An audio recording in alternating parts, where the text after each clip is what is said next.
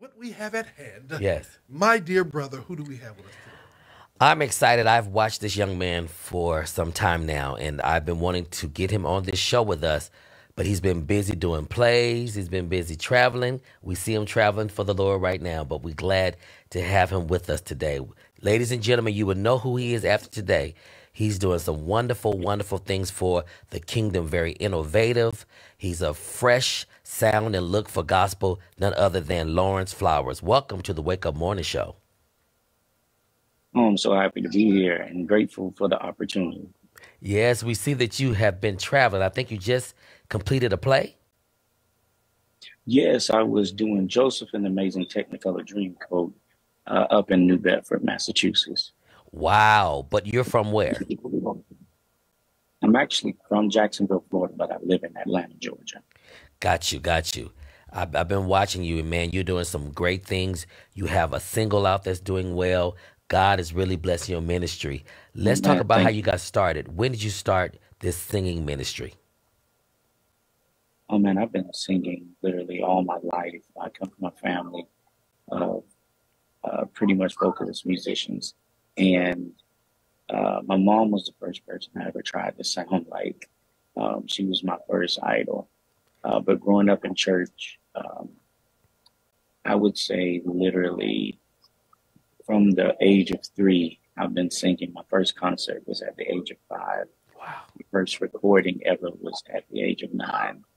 And that just continued to carry me through different opportunities, from singing with Boys Choir of Tallahassee to then starting my own team and group of singers. My band is Lawrence Flowers and Intercession, which started December 3rd of 2001 while I was attending Florida State University in Tallahassee, Florida. And ever since then, God has just really been blowing my mind with just the opportunities and the ability that he's giving us to be able to touch people with our gifts. Now, are you part of that famous Flowers family that has recordings out? No, I'm not. I'm not.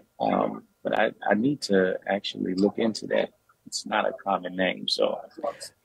No, and I knew some Flowers in Arkansas as well. When I attended college at the University of Arkansas at Pine Bluff, we had some Flowers as well. So there's probably some kind of relations with both sides.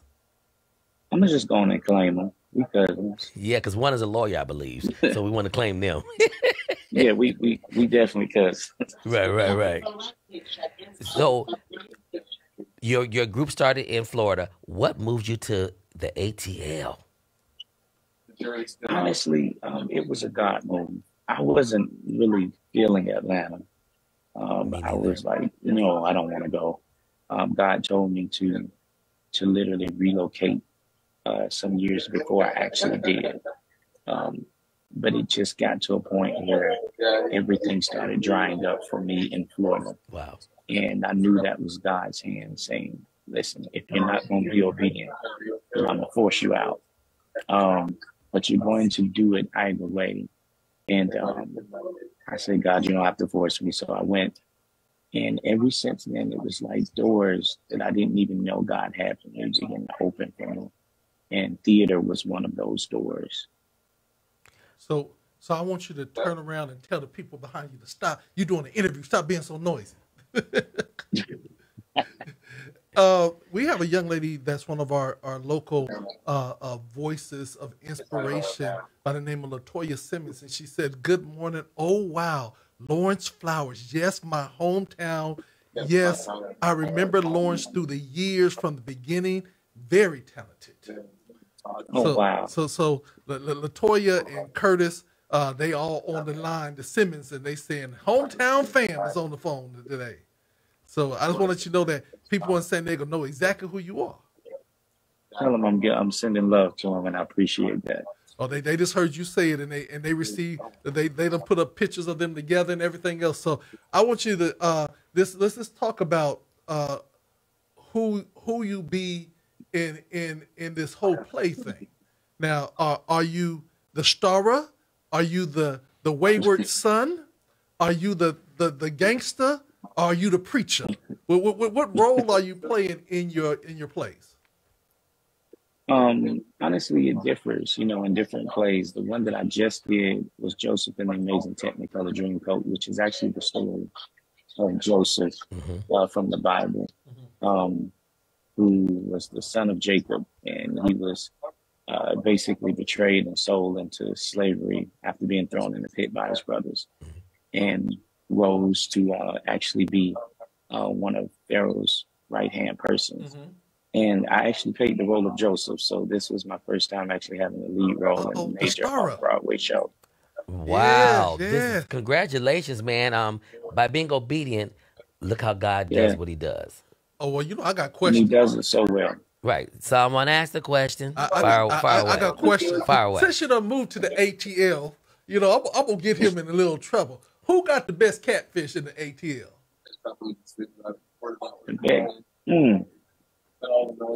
I'm gonna have to go with this place called Baltimore Crab and Seafood. All right. He bold with it. Who got the best barbecue? Nah, I'm hard on barbecue, but I'm gonna probably say Fox Brothers. Okay. So we got to look up Fox Brothers when we go. See, most time when people get up there, you ain't gonna put me in that thing because well, I gotta he's go bold home. for Jesus. He got a bold spirit. He gonna stand his ground. He from Florida. He just played Joseph. So if he played Joseph, he already know that people gonna turn on him. Right. And so it don't matter because he But gonna if still God be the king. before him, Yes. who could be against him? Amen. Right. All right. So now that you're experiencing part of the overflow that God had promised you, what do you have up next? Because this looking at you, with the two nose rings. Oh, he's stylish. Trust me. That means that you must have branding potential and got some branding on the horizon. And by seeing your braids in the I would say blondness, yes, that there's something going on. So tell us about the branding deals or what's getting ready to go down. Well, what I'm doing next is okay. My phone did something. It's okay. Sorry about that. What I'm doing next is actually I'm working on the Christmas record for my team, Orange Flowers and Intercession. We're going to be doing a Christmas EP. The first one, this will be the 6th album that I've actually produced. Wow. And after that, I will be off to Denver, where I will be playing the role of Jimmy Earl in Dreamgirls. What? Dude. You mean Jimmy got soul? Jimmy got soul? Jimmy got soul. Now, you ain't gonna drop your pants down on stage, are you? I actually just played Jimmy Earl here in Atlanta. And I had to drop my pants. Man. I had on some red boxes though, so Man, he was covered in the blood. He was covered in the blood. I want to say this.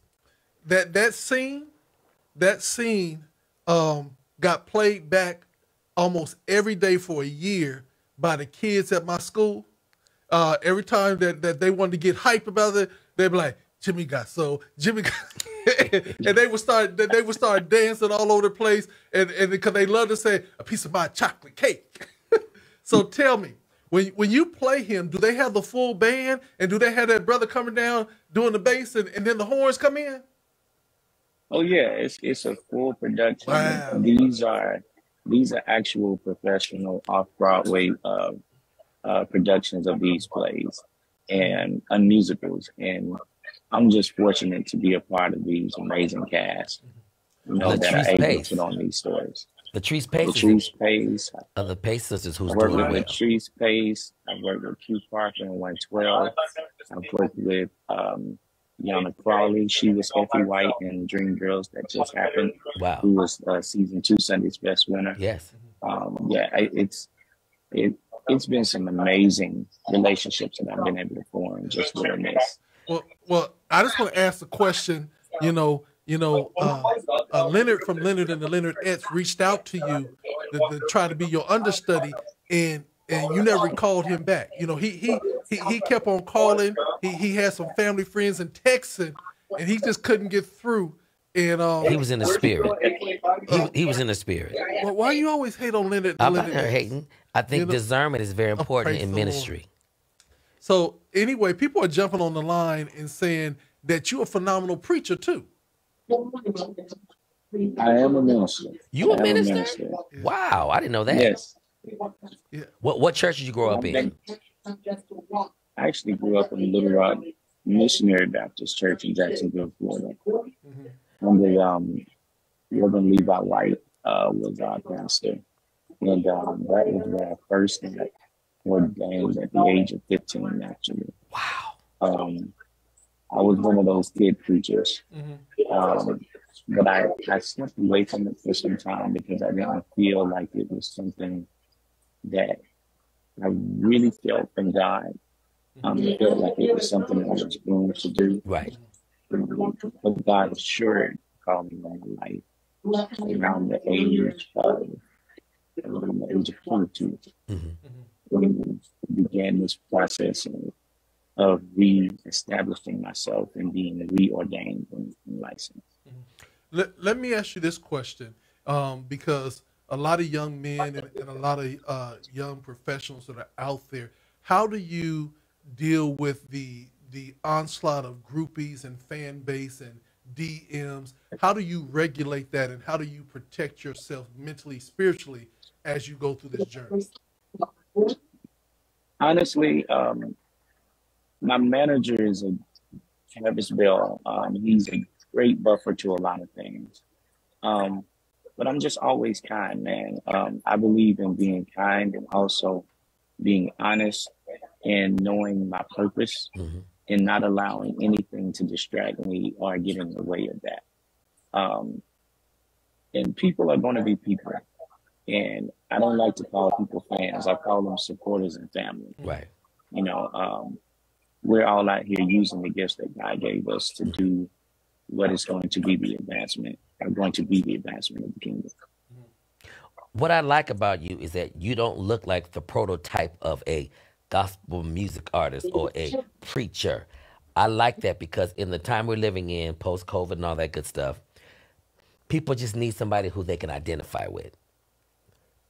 Yeah. Let's talk about you being so creative and innovative. No, I've always been different.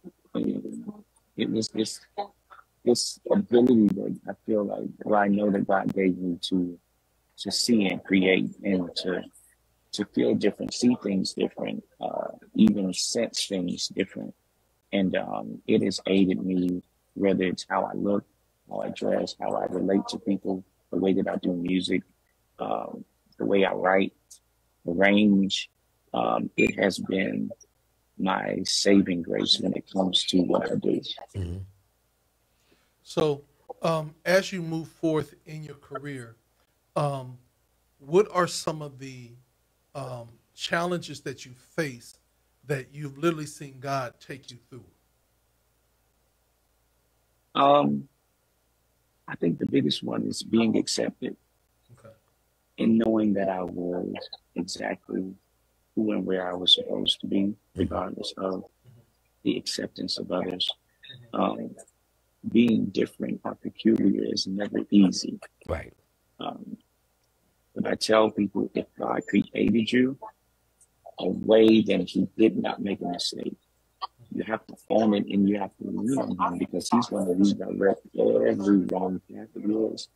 And you'll know exactly how to be and who to be as it pertains to who He's created you to be and not who others expect you to be. That is the most authentic gift that I could give anyone, and that is to be your authentic self. Right. Because when God looks for you, He's going to be looking for you, not a copy of someone else, or not the reinvention of somebody else's vision of you. So, Trent, moving to Atlanta, how was it being accepted or stepping into their culture? Because a lot of those people are established and they live there on a regular basis and they grew up together. How were you coming from the outside as a transport? Honestly, Atlanta has been extremely good to me. When I got there, I had a support system that I did not know I had. A lot of people knew who I was and they gravitated to the things that I did and they supported. And so I didn't have a hard time finding my place.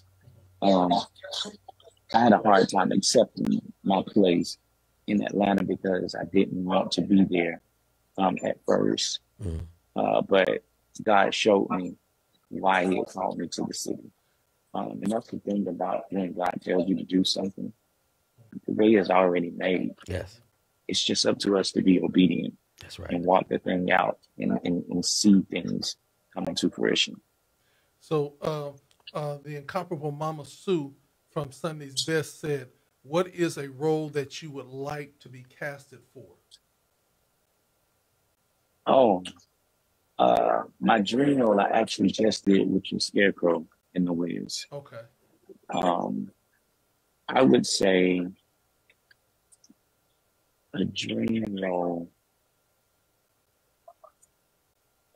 Man, I got to think about that one because I literally just crossed that off of my list. Okay. But right when God answers one prayer, your dreams never stop coming. That's right. And I had forgotten about that dream. Mm-hmm. It happened, I dreamed that years ago. Mm-hmm. And here I am, 41 years old, and just getting to do it. Yeah. And so there's some other things that I know are going to come from this. And I know the next time we talk, I'll have the answer for you. And I love Mama Sue. Well, I see that you are in getting ready to travel somewhere. Yes, traveling shoes, Lord. I want to know if you have some extra travel miles that you can donate to Leonard and the Leonardettes. They trying to get to Shreveport, Louisiana, where they'll be accepted on this plane. So what did you go to school and major in? Because FSU is a sports school. That's a track and field school. That's a football school, basketball school. What did you major in? At the time when I went, the School of Music was number 3 in the country. Wow. And I started off a performance major, but I ended up switching my major to music education and also psychology. Wow. So now he knows how to deal with these creative people, because performing arts people, we are some crazy folk. Yeah. So let me ask you this question.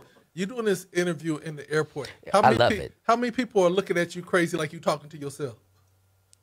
It's been about a good 12. Right. Who he talking to? Disciples are looking at me. You got folks photobombing you in the background, kind of I waving. love it. I love this natural like environment. This tells you something about this dude, because he could have said, I can't do no interview. I'm traveling. When you get off this call, they're gonna say, excuse me, sir, but can we have your autograph, because you got to be somebody. You doing TV right now. Right now in 49 countries. Hey, man, we appreciate you so much for taking this time out. Introduce or tell people how they can find you, and then introduce your new single. We're going to rock it right here. Well, I want to first say thank you for having me on. Thank you for the opportunity to speak to you all. I've really enjoyed this. And if anyone wants to get in touch with us, we are actually on Instagram, Lawrence Flowers and LF Intercession, or official Lawrence Flowers. That's Facebook is Lawrence Flowers and Intercession. You can also contact us by lfibooking@gmail.com.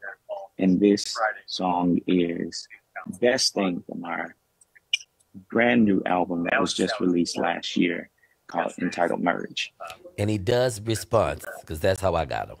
And I want you to know that it was a pleasure having you here. Yes. Ladies and gentlemen, this is Lawrence Flowers. To be continued. The new song is called Best Thing, right here on GOD Radio 1.com.